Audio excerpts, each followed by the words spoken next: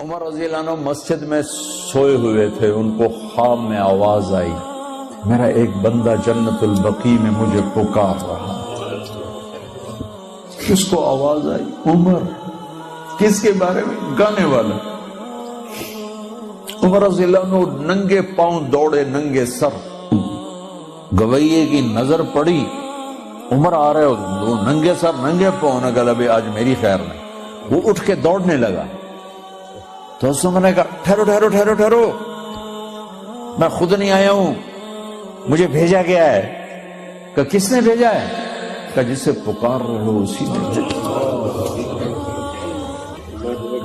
تو بوڑھا بیٹھ گیا، کہنے لگا واہ میرے رب، ساری زندگی تیری نافرمانی کی، آج تجھے پکارا تو اپنے پیٹ کی خاطر پکارا، اور تو نے اتنا بڑا میرا